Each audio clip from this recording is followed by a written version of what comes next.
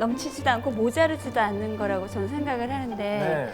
저는 행복의 기준치가 바로 그때인 것 같아요. 넘치지도 모자르지도 않는 게 저의 또 좌우명이기도 해요. 예.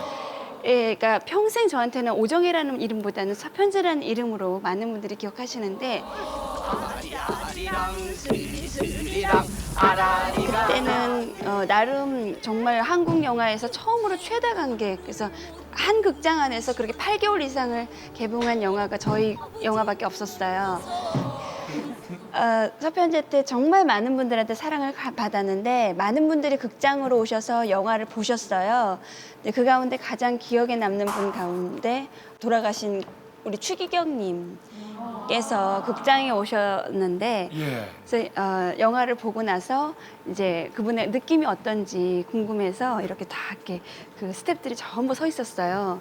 영화를 다 보시고 나오시는데 저쪽에서부터 저만 이렇게 쳐다보고 오시는데 웃음이 이렇게 정말 여기까지 이렇게 크게 쳐다보시는데 마치 영화 속에서 보면 주변에는 아무도 없고 저분이 저한테만 오는 게 막 느껴지는 거예요. 근데 그게 어떤 성스러움으로 저는 막 그분을 보고 있는 것만 해도 너무 성스러운데 저를 향해서 오시니까 고개를 못 들고 이러고 있었어요. 저 앞에 정말로 오시더니 저를 향해서 저한테 손가락을 이렇게 하시더라고요. 그래서 이렇게 뭐라고, 그러니까 말씀도 안 하시고 한참을 이러고 계셨어요. 그래서 뭐지? 나 이럴 때 고개를 들어야 되나? 눈을 감을까? 어떡하지? 이러고 가만히 있었는데 이게 보이세요? 그러더라고요. 보인다고. 그랬더니 두 손을 이렇게 꽉 잡으시면서 그럼 다행이에요. 그럼 그게 다예요. 그러니까 영화에서 눈이 안 보이게 네, 영화 나온 것 때문에? 속에서는 시각장애인이니까 예. 영화에 너무 푹 빠지셔서 실제 제가 송아가 서 있는 걸로 착각을 하셔서 네. 너무 힘들겠다 싶어서 네. 그럼 다행이에요. 근데 그 두 손의 온기가 잊혀지지가 않는 거예요. 너무나 큰 기쁨이었어요.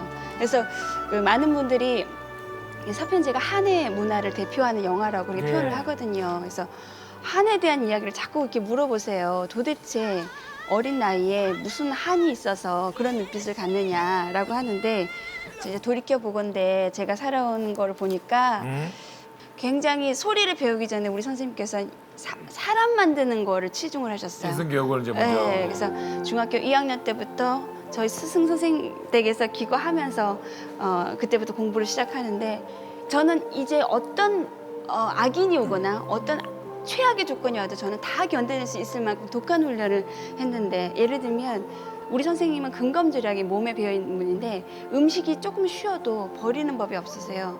그 손수 먼저 드세요. 그러면 제자가 선생님이 먹는데 안 먹을 수가 없잖아요. 그걸 먹어서 지금은 어느 정도 쉰 음식을 먹어도 탈이 나지 않아요. 면역력이 생 네, 근데 그걸 왜 그렇게 독하게 하셨는지 그때는 이해가 안 되는데 우리는 몸이 아끼잖아요. 어떤 나라에서 어떤 음식을 먹어서 탈이 날 수 있는데 노래를 해야 되는데 그게 단련돼 있지 않으면 노래를 할 수가 없는 거예요. 그러니까 혹여 탈이 났더라도 그걸 이길 수 있는 면역력은 스스로 기를 수 있다는 거죠. 예. 그리고 빨래라는 거를 제가 7남매 막내인데 한 번도 해본 적이 없는데 꼭 자기 몸에서 머리끝부터 발끝까지 할 수 있는 건 혼자 스스로 할 수 있어야 된다. 그래서 한겨울에 찬물로 청바지를 빠는데 전 지금도 청바지가 싫은 게요. 이렇게 짜도 안 짜지잖아요. 손도 시렵고. 그렇죠. 그래서 빨래줄에 이렇게 넣었는데 선생님이 오셔서 이렇게 확 잡아당겨서 다시 물에다 훅 던지시는 거예요. 다시 짜라고. 그래서 그 처음 끝에서부터 이렇게 쥐어 짜나가는 거 있죠. 그렇게 해서 청바지를 짜서 구들구들하게 해갖고 선생님한테 오케이 받은 거. 그리고 저한테는 1년에 딱 2번 집을 갈 수 있는 시간이 주어져요. 2박 3일인데 가는 날 몇 월 며칠 몇 시까지 올 거냐고 물어보세요. 그러면 그 날짜에 어김없이 무슨 일이 있어서 와야 되는 거예요. 그래서 항상 부모님에 대한 그리움 때문에 그 사춘기라는 것은 지금도 제 아이한테 사춘기를 말하는 것도 호강이라고 생각을 하거든요. 받아줄 사람이 없다면 사춘기를 논할 수도 없어요.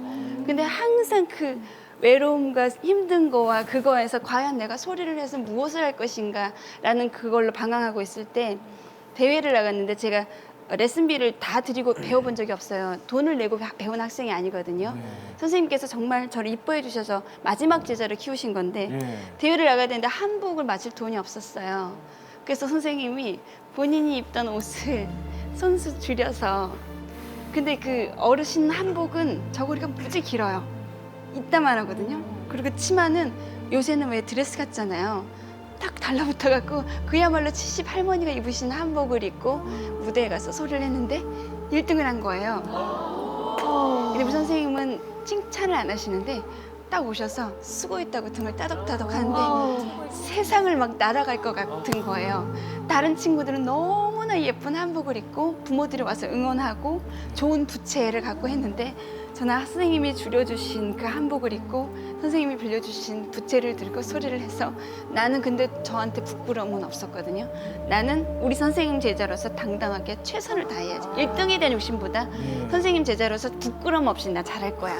그래서 이를 갈면서 소리를 했는데 1등을 해서 선생님이 해주신 그 수고했다라는 그 말씀이 아직까지도 저한테는 이 심장을 정말 강심장처럼 심장을 계속해서 이렇게 부추기는 힘이 되는 거예요. 그래서 지금은 저한테 오정혜가 단아하고 바르고 이것은 저한테는 그 전의 모습이 아니고요. 만들어진 모습이에요.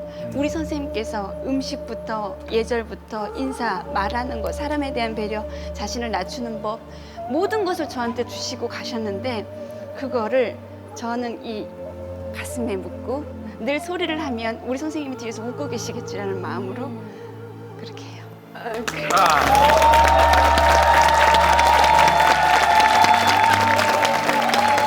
아니 그러니까 그 이유로 저희들이 확실히도 알 수 없겠지만 일단 나의 제자에게 마음부터 다스리라고 일부러 이렇게 혹독하게 뭔가 가르침을 주고 훈련을 주는 거 아니겠습니까? 네. 진짜 우리 선생님은요 택시도 한 번 안 타시고 그리고 그렇다 해서 경로 우대로 나오는 그것도 안 쓰시고요. 왜냐하면 본인은 돈을 버는 분이기 때문에 연세 드신 할머님이 다시 이용하는 거지. 그래서 토큰을 갖고 항상 다니셨는데 그 돈을 모아서 전 뭐 할까 궁금했어요. 국악계 후배들이 오잖아요. 선생님 저 집이 없어서 쫓겨나요. 돈벌이가 시원찮으니까. 선생님 저 공부하고 싶은데 돈 등록금이 없어요. 그러면 자식들도 몰래 그 돈을 주저없이 주시는 거예요. 그렇게 한 푼 두 푼 아끼신 돈을 그렇다고 해서 단 한 번도 내가 누굴 도왔다고 말씀하신 적도 없고 저는 돌아가실 때도 그 고통스러운데 그 화장실에 가시는데도 아무도 부축을 못하게 하시는 거예요. 본인의 추한 모습, 흐트러진 모습을 보이기 싫어서 복수가 차시는데도 다 나가게 하고 그래서 저는 마지막까지도 그 반듯한 선생님의 모습을 내가 과연 저렇게 닮을 수 있을까. 저 단 한 분의 스승밖에 없다고 생각해요. 김소희 선생님. 예, 지금 지켜보고 있을 때는 선생님에게 인사를 드리시겠습니까? 70이 넘어서 마지막 제자로 저를 삼으셨을 때 난 너한테 바라는 게 단 한 가지밖에 없다고 하셨어요. 소리쟁이로 사는 우리 삶이 너무 싫어서 내 제자는 배움이 있고 남 앞에서 굉장히 소리도 잘하고 지적인 면모를 보이는 내 김소희의 제자다. 이 이름 하나 듣기 위해서 난 너를 가르친다. 그래서 선생님이 소리를 가르치실 때 3번 이상 넘어가면 너무 힘드시잖아요, 노인네니까. 그래서 한 번에 그거를 막 캐치하려고 온 집중을 다해서 소리를 해서 1년치를 한 달 만에 배워서 그때는 녹음기가 없으니까 안 잊어버리려고 잠꼬대로도 같이 소리를 했어요. 그럼 그 다음날 선생님께서 어젯밤 잠꼬대 너 틀리더라. 그 지적해 주시고 그렇게 매섭게 야단을 치세요. 절대 아이라고 봐주는 법이 없는데 비수를 꽂게 아주 그걸 지적을 하신 이유는 내 제자가 밖에 나가서 남한테 지적받는 건 난 두 눈 뜨고는 못 본다. 나한테 잘못한 게 있으면 무조건 다 혼나고 밖에서는 칭찬 듣는 정예가 되거라. 그리고 나선 꼭 손수 불고기, 갈비를 이렇게 손수 재셔서 먹여주시고 그 다음 날은 영화를 같이 꼭 보러 가주시고 그런 선생님의 저는 이번에 한을 푼 게요. 선생님이 꼭 대학 강단에 쓰는 제자의 모습 보고 싶으셨어요. 올해 제가 대학에 가서 후학들을 가르치는데 저는 우리 선생님 소원을 들려드리고 싶어서 이번에 강의를 하게 됐습니다. 선생님 너무 많이 사랑하고 너무 많이 감사합니다.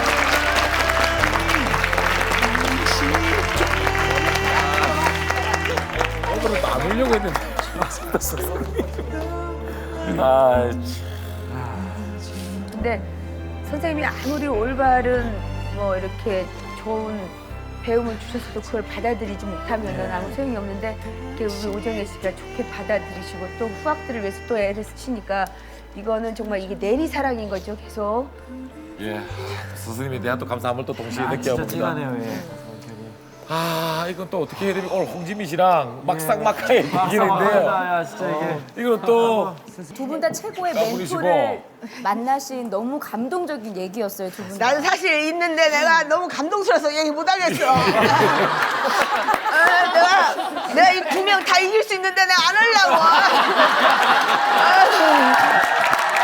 야, 또 이렇게 웃음으로 풀어주셨습니다, 야. 최종 강심장은 누굽니까?